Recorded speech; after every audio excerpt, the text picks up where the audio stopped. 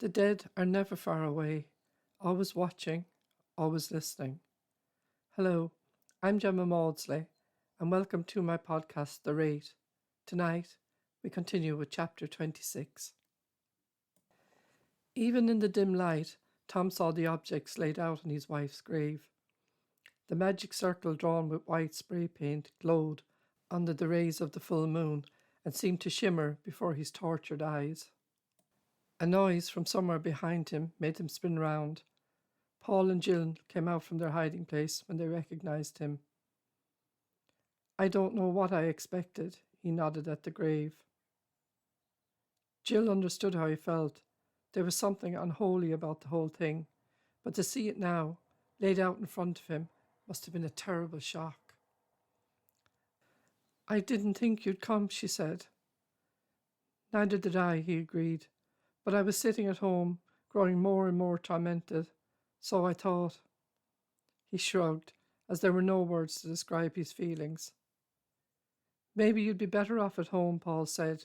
"We'll come and tell you what happens when it's all over." "No, I'll stay. I wasn't much use to her in life, but I'll not abandon her now." He looked at Jill. "Do what you have to." She explained what she was about to do and warned him about making noise. "The ears of the dead are sensitive," she explained. "Any sudden movement or sound will act as a damper on the ritual." He nodded and stood back to allow her to pass. Once she relit the candles and incense, she stepped back into the circle and sealed the gap with spray paint. She needed blood to complete her task, so raising the knife she'd brought from home, she plunged the tip into her wrist. Always one to bleed from even the slightest pinprick, the blood flowed out of the cut, and she allowed it to fall onto the earth. She heard Paul's sharp intake of breath, but ignored it and wrapped a handkerchief over the cut. Balancing the book on top of the tombstone, she shone the torch on the pages and started to read the chant. The Wraith, she knew, resides in a place devoid of light and hope. Unaware of its surroundings, it lies in restless sleep and waits for the voice that will summon it from its limbo. It needs the darkness to become visible to the human eye, and the voice that calls on it must be kept low and chanting. Jill continued to read while Paul and Tom watched from the sideline. Calling on the Most High for protection, Paul fingered the rosary beads he kept in his pocket, and the smooth wood of the crucifix made him feel that he was not quite unarmed. If there was ever a time for prayer, he thought, this is it. He never looked at the man who stood beside him, but he knew Tom was crying as he saw the flash of the white handkerchief being brought up to his face. Beneath the earth, something stirred. Marie opened her eyes. At first, she lay listening to the soft calls from above. She didn't know where she was or how she got there. The only awareness she had was of unbearable sorrow. She didn't try to look around her, which was just as well. Her human body no longer existed. All that remained were her bones. She was spared this sight by the urging of the voice that called to her, the notes filled with the same longing that she felt. "I'm coming," she whispered before surging towards the surface.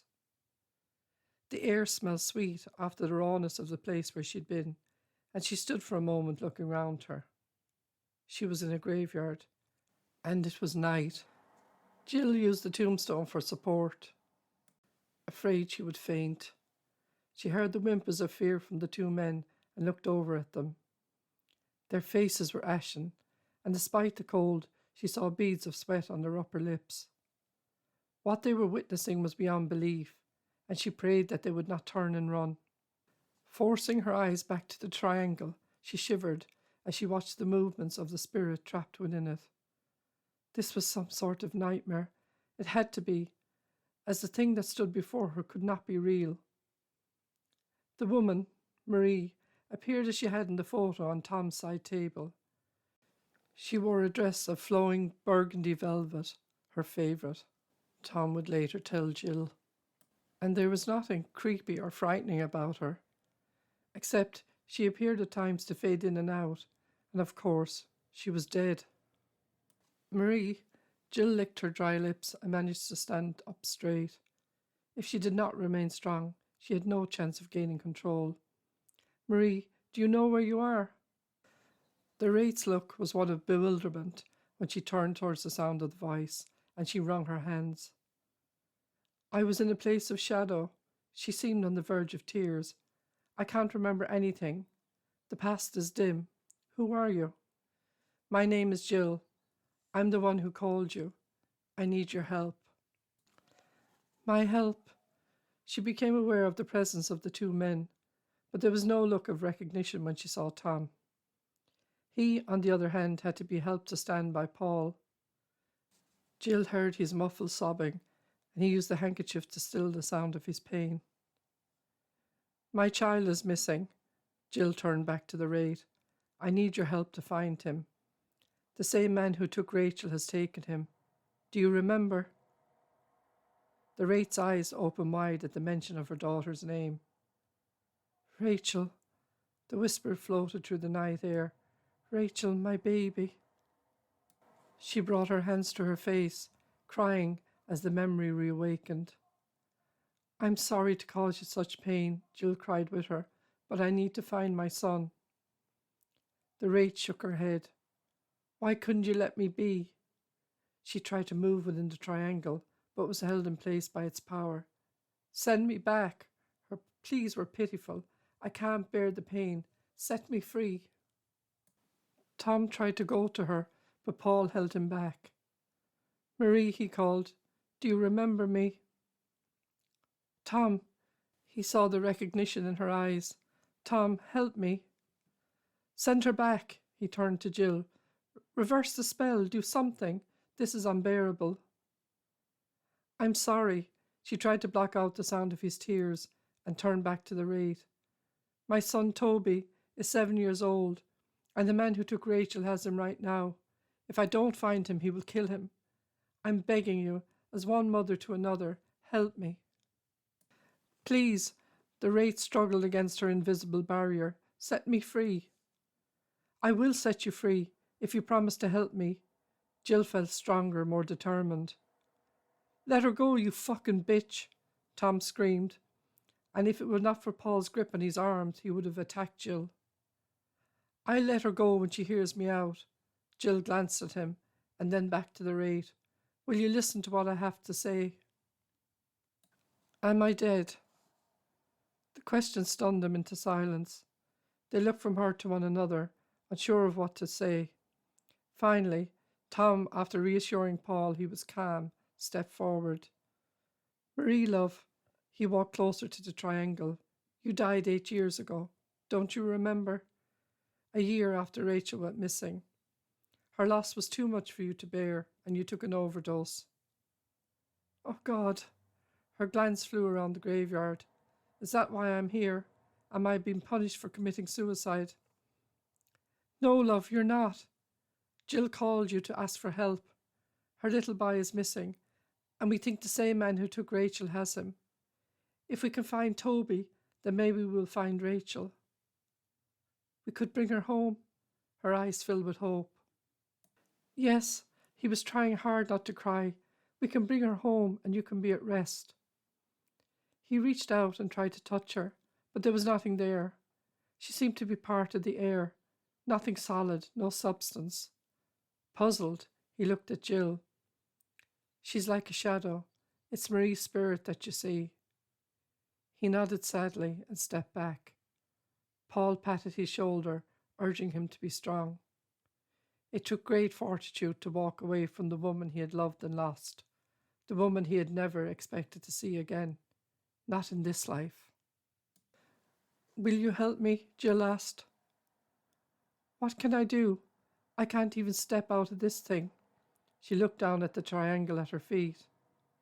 I can free you from there if you promise to help me. If not, I can send you back to where you came from. There's nothing for me there. She looked in horror at the stone that bore her name. Just endless darkness and cold that chills the soul. I will do whatever I can to help, though I don't know what use I will be. Very well. Jill picked up the book. Once you are free from the triangle, you can move about wherever you please. You have the power to travel on the wind.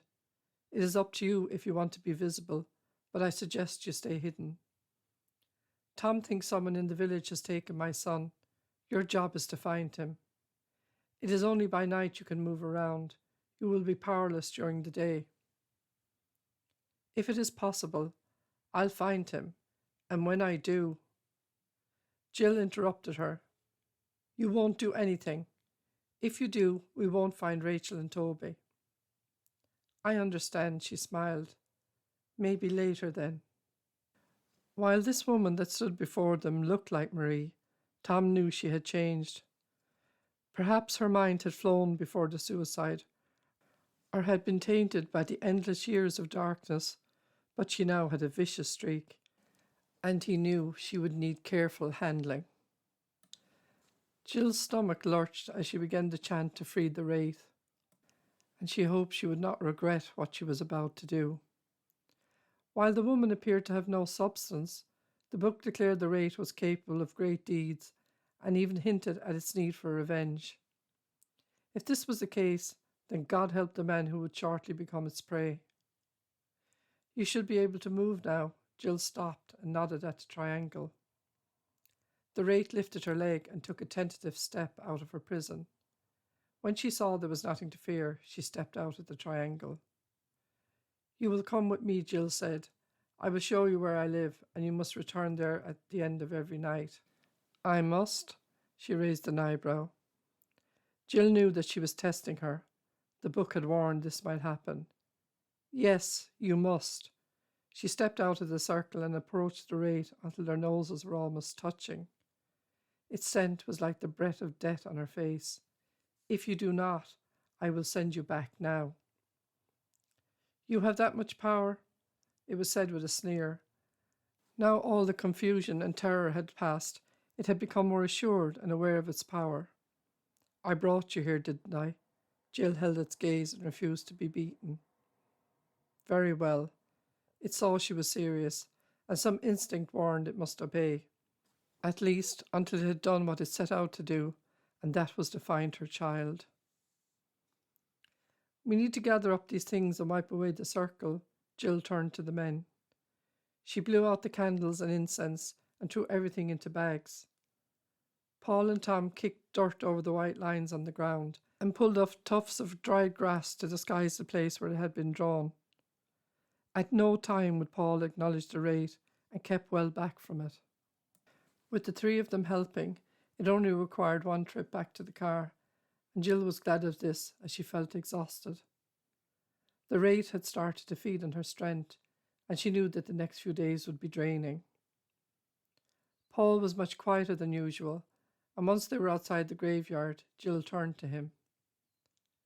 I know what I did was terrible, but I had no choice. I know. His face was still devoid of colour, but I'm just wondering about that thing in there. Her name's Marie. Tom dumped his load into the car boot.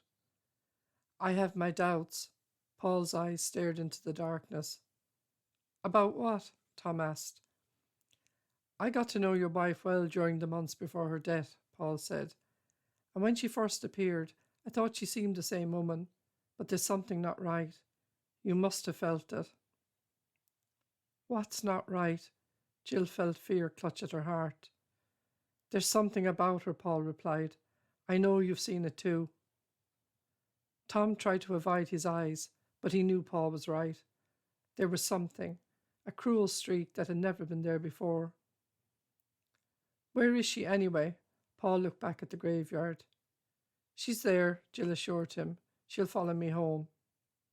Right. He opened his car door. I'll go home and get some clothes, and then I'll be right back. You're coming to my house? Jill asked. Why? I'm not leaving you alone with that thing. He held up a hand to still Tom's protests.